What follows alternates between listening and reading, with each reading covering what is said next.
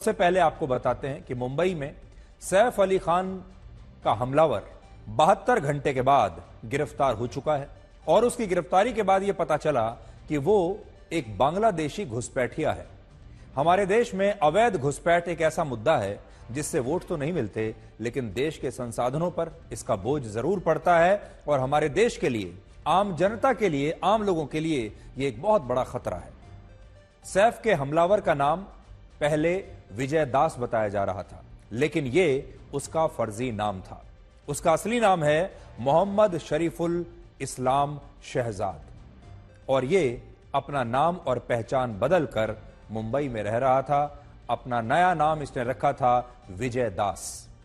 शहजाद एक बांग्लादेशी घुसपैठिया है जो पिछले 6 महीने से मुंबई में रह रहा था अपने नए नाम के साथ, पहचान के साथ, और यहां पर यह साफ सफाई का काम करता था।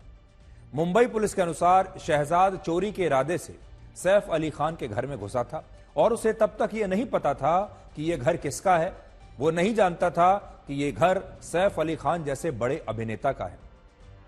16 जनवरी को सैफ अली खान पर हमला करने के बाद वो उनके घर से मात्र 700 मीटर दूर पटवर्धन गार्डन के पास एक बस स्टॉप पर जाकर सो गया और फिर अगले दिन उसने ट्रेन पकड़ी और ट्रेन से वो वर्ली चला गया।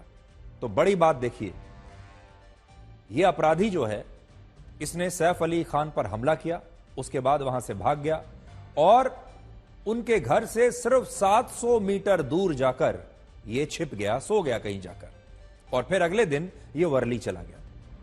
अब आपको बताते हैं कि यह अपराधी पकड़ा कैसे गया और कैसे आजकल के डिजिटल युग में यूपीआई पेमेंट करना इसे बहुत महंगा पड़ा।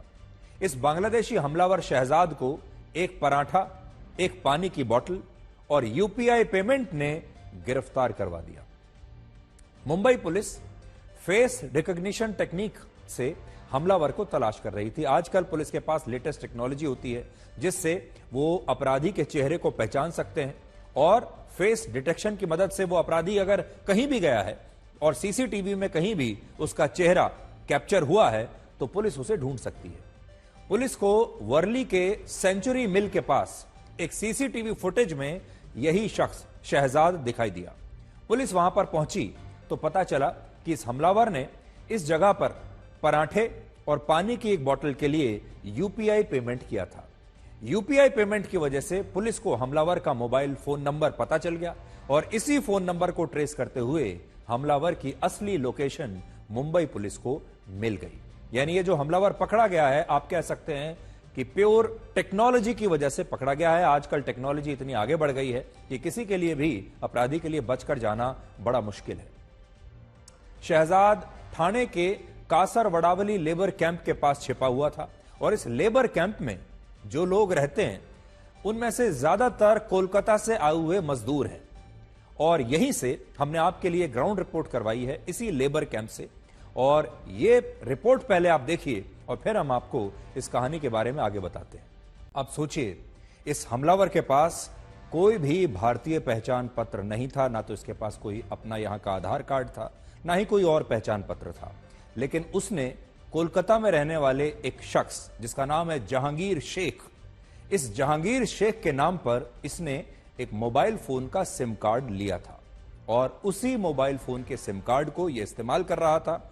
उसी सिम कार्ड से इसने यूपीआई पेमेंट किया था। अब आप ये देखिए कि बांग्लादेश का एक घुसपैठिया जब हमारे देश में आ जाता है, अपना नाम बदल लेता है, अपनी पहचान बदल लेता है, मोबाइल फोन यहां का इस्तेमाल करता है और उसका हमारे देश में कोई रिकॉर्ड नहीं है क्योंकि उसके पास कोई पहचान पत्र है ही नहीं। किसी भी राज्य की पुलिस के लिए इस तरह के अपराधी को ट्रैक करना, पकड़ना, इनकी पहचान करना सबसे बड़ी चुनौती है। और सोचिए, अगर ये व्यक्ति बांग्लादेश वापस भाग गया होता तो उसे पकड़ना नामुमकिन हो जाता। मुंबई पुलिस हाथ पर हाथ रखकर बैठी रहती अगर यह आदमी वापस बांग्लादेश भाग गया होता। लेकिन बड़ी बात यह है कि इसके अंदर इतनी चालाकी शायद थी नहीं और यह आसपास मुंबई में ही घूमता रहा और बड़ी आसानी से मुंबई पुलिस ने टेक्नोलॉजी की मदद से इसे पकड़ लिया। इसलिए सैफ अली खान पर हुआ यह हमला कोई मामूली वारदात नहीं है। इसे आप कोई मसालेदार खबर मत समझिए। यह मत समझिए कि मुंबई में रहने वाला एक बहुत बड़ा सुपरस्टार है, उसके ऊपर हमला हुआ और आप इसे फिल्मों से जुड़ी हुई खबर देखकर आप इसमें दिलचस्पी ले रहे हैं। अगर एक बांग्लादेश का घुसपैठिया सैफ अली खान जैसे इतने बड़े आदमी के घर में घुसकर हमला कर सकता है, तो हमारे और आपके घरों में भी इस तरह के हमले हो सकते हैं। और अब तक इस तरह के बांग्लादेशी जो घुसपैठिए हैं, हजारों की संख्या में भारत के न जाने कितने शहरों में फैल चुके हैं। अवैध बांग्लादेशी घुसपैठ हमारे देश के लिए एक बहुत बड़ा खतरा है। ये अवैध घुसपैठिए बहुत आसानी से सीमा पार करके भारत में आ जाते हैं और फिर या तो फर्जी पहचान पत्र बनवा लेते हैं, फर्जी नाम अपने रखते हैं और फिर आप ही के आसपास काम करने लगते हैं। और वो कोई भी हो सकते हैं, आपकी मेड हो सकती है, आपका ड्राइवर हो सकता है, आपके घर का माली हो सकता है, आपके दफ्तर में काम करने वाला ऑफिस बॉय हो सकता है, कोई भी हो सकता है। और आप उसके असली नाम से और उसके असली नाम और उसकी असली पहचान से वाकिफ नहीं होंगे और आप उसके नकली नाम और नकली पहचान के आधार पर उसे नौकरी दे देंगे। सैफ अली खान के हमलावर ने अपना नाम शहजाद से विजय दास कर लिया था। न जाने कितने ही अवैध बांग्लादेशियों ने हिंदू नामों से अपने पहचान पत्र भी बनवाए होंगे और दिल्ली और मुंबई जैसे न जाने कितने बड़े बड़े भारतीय शहरों में या छोटे शहरों में भी अब तक जाकर ये लोग बस चुके होंगे। अब मैं आपको महाकुंभ लेकर चलता हूं और महाकुंभ से आज मैं आपको अपने खुद के अनुभव बताऊंगा। आपने देखा होगा हाल के दिनों में जब से महाकुंभ शुरू हुआ है, बहुत सारे लोग, बहुत सारे नेता दो तरह के दुष्प्रचार महाकुंभ के बारे में कर रहे हैं। पहला तो यह है कि वहां पर बद इंतजामी है, वहां पर इतने सारे लोगों के लिए इंतजाम है ही नहीं, इसलिए वहां नहीं जाना चाहिए। और दूसरा, स्नान करने वालों के जो बड़े बड़े आंकड़े बताए जा रहे हैं, ये आंकड़े भी गलत हैं। तो सही क्या है आज मैं आपको बताऊंगा और जो मैंने अपनी आंखों से देखा मैं आपको बताऊंगा। अभी तक हम अपने संवाददाता या हमारे कैमरे की नजर से आपको महाकुंभ की तस्वीरें दिखाते थे, रिपोर्टिंग दिखाते थे, लेकिन आज आप महाकुंभ का मेरा स्वयं का अनुभव सुनिए। महाकुंभ को लेकर जैसा मैंने कहा, दो प्रकार के दुष्प्रचार हैं। पहला, लोग कह रहे हैं जितनी भीड़ बताई जा रही है उतनी है नहीं, आंकड़े गलत हैं, महाकुंभ में भारी अव्यवस्था है। सच्चाई यह है कि मुझे प्रयागराज में एयरपोर्ट से लेकर रेलवे स्टेशन और बस अड्डे तक बहुत भीड़ मिली। वहां देश भर से लोग आ रहे थे, हर वर्ग के लोग आ रहे थे, छोटे बड़े, अमीर गरीब, बड़े बड़े खानदानों के लोग आ रहे थे, औद्योगिक परिवारों के लोग आ रहे थे, आम लोग आ रहे थे, पढ़े लिखे लोग आ रहे थे, विदेशी लोग आ रहे थे, अनपढ़ लोग आ रहे थे, मजदूर आ रहे थे, बड़े बड़े इंजीनियर और डॉक्टर आ रहे थे। कौन नहीं आ रहा था? तो पहली बात तो यह है, ऐसा लगा जैसे पूरी देश से और दुनिया में जो भी सनातन धर्म को मानने वाले लोग हैं, न जाने कहां से ये सारी भीड़ उमड़कर प्रयागराज में आ रही है। पूरे देश में श्रद्धा का एक ऐसा संगम यह बन गया है जिसने देश के हर वर्ग को जोड़ दिया है। कई लोग जो हैं वो कहते हैं कि सनातन धर्म लोगों को जातियों में बांट देता है, लेकिन जब मैं महाकुंभ में गया तो घाटों पर हजारों लाखों लोगों को स्नान करते हुए देखा और ये लोग अपनी जातियों को भूलकर सनातन धर्म और उसकी परंपराओं का पालन कर रहे थे। इनमें कौन दलित है, कौन ओबीसी है, कौन ऊंची जाति का है, इसका भेद कोई नहीं जान सकता। मुझे शायद ही कोई ऐसा व्यक्ति मिला हो जो अव्यवस्था या असुविधा से परेशान था। सबसे अच्छी बात यह थी कि अगर आप एक बार महाकुंभ में पहुंच गए, एक बार मेला क्षेत्र में पहुंच गए, तो आपको ना खाने पीने की चिंता करनी है और ना ही वहां पर रहने ठहरने की चिंता करनी है। वहां पर इतनी बड़ी संख्या में साधुओं ने, अखाड़ों ने, महात्माओं ने अपने अपने पंडाल लगाकर रखे हैं। जब आप सड़क पर जाएंगे, दोनों ओर आपको बड़ी संख्या में ऐसे पंडाल मिलेंगे और उन पंडालों में आपके लिए खाना मुफ्त है। आप तीनों टाइम का खाना जब चाहें किसी भी पंडाल में जाकर खा सकते हैं। आपको ठहरने की व्यवस्था भी वहां पर मिलेगी। शायद ही कोई ऐसा व्यक्ति मिला मुझे जो अव्यवस्था या असुविधा से परेशान है। सबसे अच्छी बात यह थी कि जो मैंने आपको बताया, ना खाने की चिंता है और ना ठहरने की चिंता है। गरीब से गरीब आदमी को भी वहां पर पूरा खाना मिलेगा। किसी न किसी आश्रम में आपको मुफ्त रहने की सुविधा मिल जाएगी, खाने पीने की सुविधा मिल जाएगी। सोचिए, यह भारत की संस्कृति और सनातन धर्म की कितनी बड़ी ताकत है। आज महाकुंभ में अधिकतर संख्या उन लोगों की है जो इस बात से खुश हैं कि उन्होंने कुंभ में आने का उन्हें सौभाग्य प्राप्त हुआ। वो सोच रहे हैं कि उनके पुण्य और भगवान का आशीर्वाद ही रहा होगा उनके साथ कि वो आज इस महाकुंभ में आ पाए। हम लगातार आपको ये बात कह रहे हैं, 144 वर्षों में एक बार ये महाकुंभ आता है और मुझे भी ये सौभाग्य प्राप्त हुआ कि इस महाकुंभ में मैं भी जाकर वहां पर पवित्र स्नान कर सकूं। अब तक महाकुंभ में 9 करोड़ लोग स्नान कर चुके हैं और जिस दिन मैंने कुंभ में स्नान किया था उस दिन भी स्नान करने वाले लोगों की संख्या 45 से 50 लाख के आसपास थी। तो सोचिए ऐसा कैसे कहा जा सकता है कि कुंभ में भीड़ नहीं है। और ये बड़े बड़े जो आंकड़े हैं ये फर्जी हैं। मैंने जो देखा वो ये था, बहुत भीड़ थी और सब लोग ये पवित्र स्नान करने के लिए वहां पर आ रहे थे। और जितनी संख्या बताई जा रही है, अब उसे एग्जैक्टली उतना गिनना तो संभव नहीं है, लेकिन मैं आपको बता सकता हूं कि लाखों की भीड़ तो जरूर थी। अब आपको बताते हैं कि महाकुंभ में अव्यवस्था की जो बातें हैं वो क्यों हो रही हैं। प्रयागराज 363 वर्ग किलोमीटर में फैला हुआ एक शहर है जिसमें 16 लाख लोग रहते हैं। ये याद रखिएगा, इस शहर में 16 लाख की आबादी है।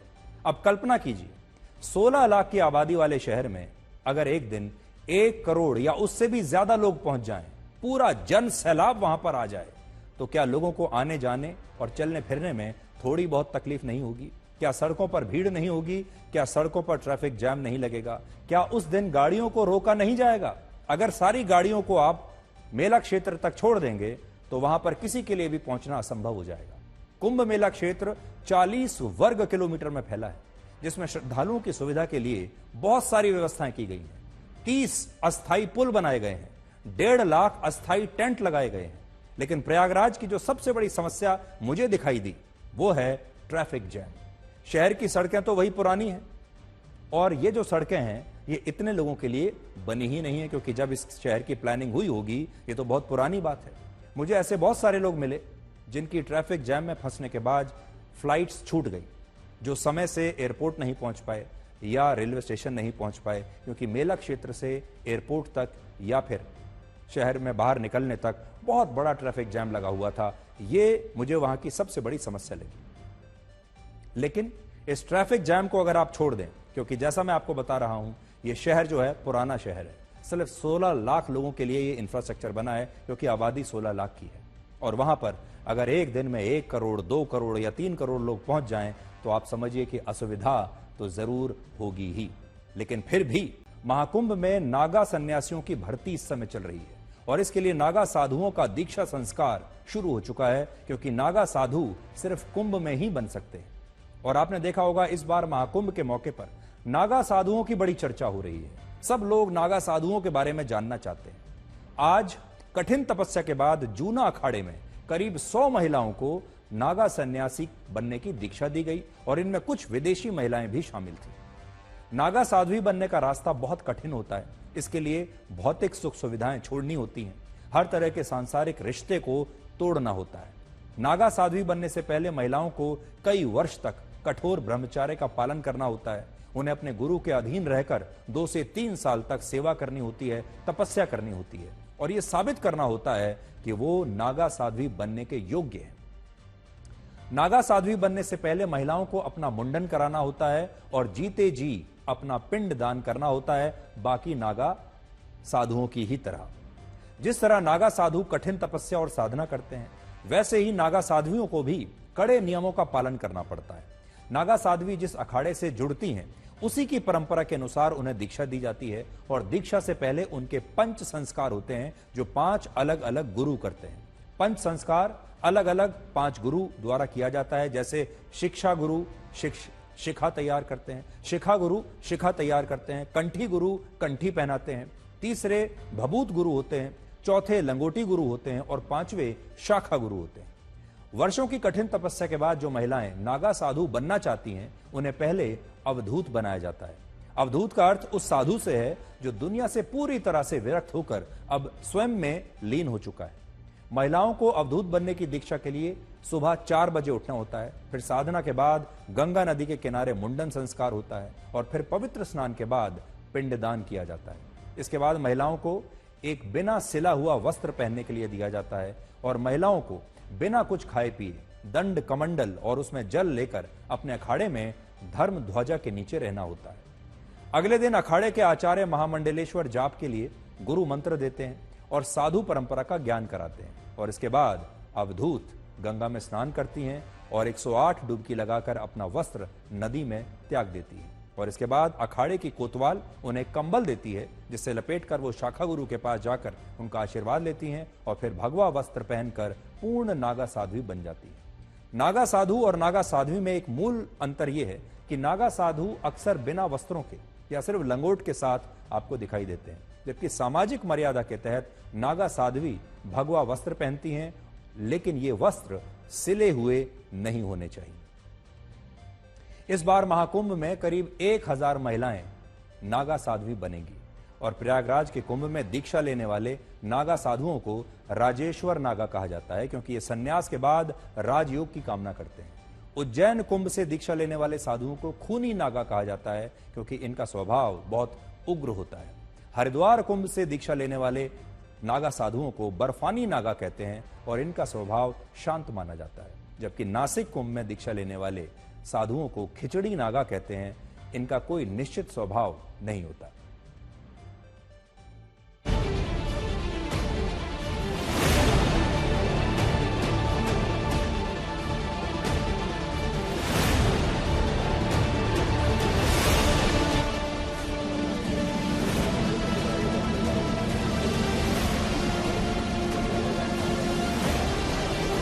महाकुंभ में हजारों विदेशी श्रद्धालु सनातन धर्म की जय जयकार कर रहे हैं।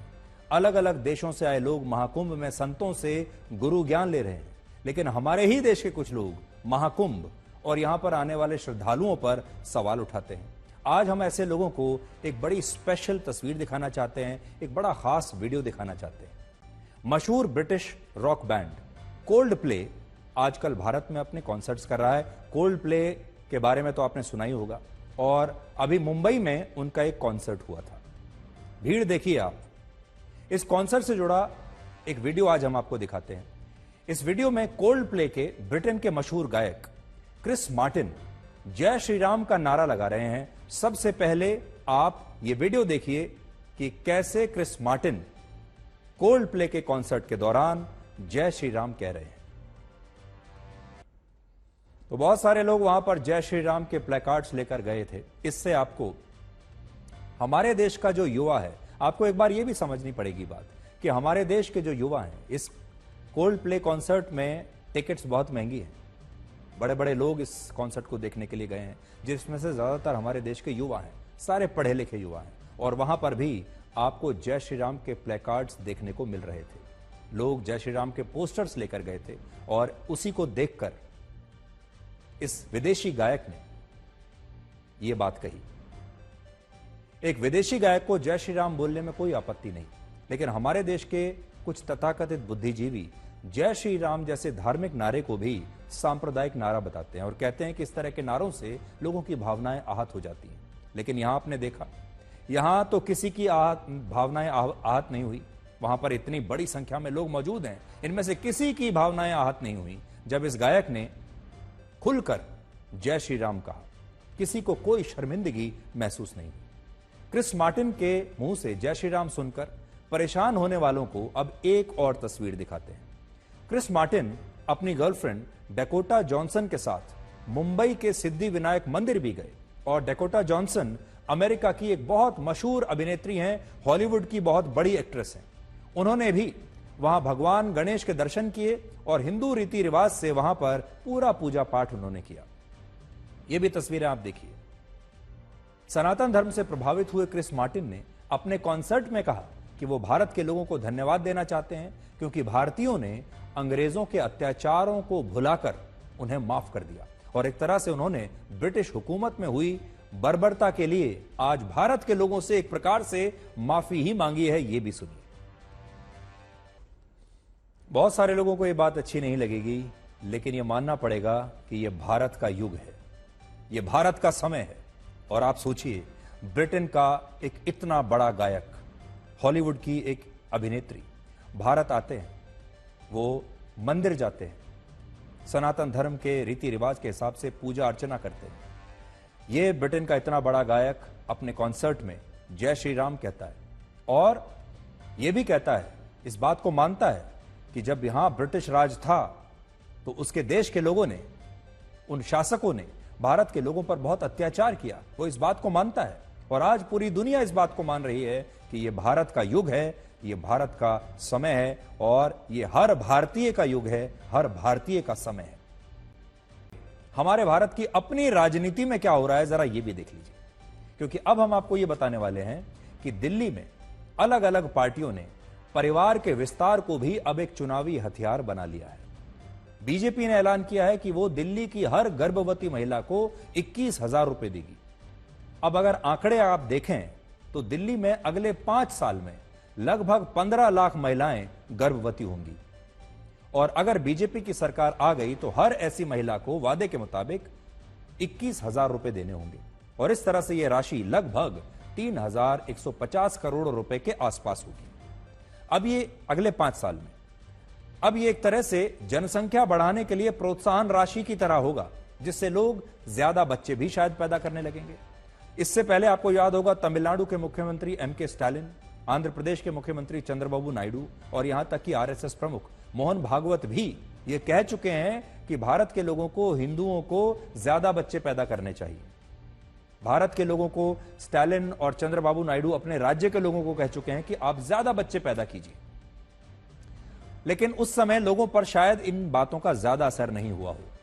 हालांकि अब दिल्ली में गर्भवती महिलाओं को 21,000 रुपए देने से जरूर लोग ज्यादा बच्चे पैदा करने के बारे में प्रेरित हो सकते हैं और इस राशि को लोग अपना परिवार बढ़ाने के लिए एक इंसेंटिव के तौर पर ले सकते हैं। यानी अब बच्चे को पैदा होने से पहले ही पैसा मिलने लगेगा। कई राज्यों में 10वीं 12वीं क्लास की छात्राओं को स्कूटी पहले ही मिल रही है, फ्री लैपटॉप छात्रों को मिल रहा है। आम आदमी पार्टी यह वादा कर रही है कि दिल्ली में छात्रों को बस में फ्री यात्रा दी जाएगी, मेट्रो में भी आधा किराया ही देना होगा, बिजली और पानी पहले से फ्री है, राशन पहले से फ्री है। बेरोजगारों को कांग्रेस पार्टी 8,500 रुपए महीना बेरोजगारी भत्ता देने का वादा कर रही है और महिलाओं को हर महीने 2100 से 2,500 रुपए देने का वादा भी दिल्ली की सब पार्टियां कर चुकी हैं। कोई 2100 दे रही है, कोई 2,500 दे रही है। इस तरह किसी ने अगर एक औसत परिवार को आप देखें, एक औसत परिवार ने अगर 3 बच्चे पैदा किए तो हर बच्चे पर 21,000 रुपए के हिसाब से कुल मिलाकर 63,000 रुपए मिलेंगे जब भी महिला गर्भवती होगी।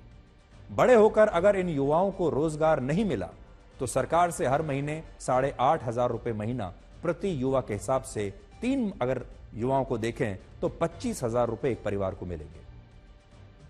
और ये तो हम आज के हिसाब से आप बता रहे हैं। जब तक अगर आज ये बच्चे पैदा होते हैं, जब तक ये युवा बनेंगे, तब तक ये 8,000 रुपए का जो वजीफा है ये बढ़कर शायद 15-20,000 रुपए हो चुका होगा, तब ये राशि और भी बढ़ जाएगी। एक अनुमान के मुताबिक सरकार एक परिवार पर हर महीने करीब 50,000 रुपए खर्च करेगी, जिसमें उसका बिजली पानी का बिल भी है, उसकी बस यात्रा भी है, बेरोजगारी भत्ता भी है, महिलाओं को मिलने वाला 2,500 रुपया भी है और बाकी की चीजें भी है।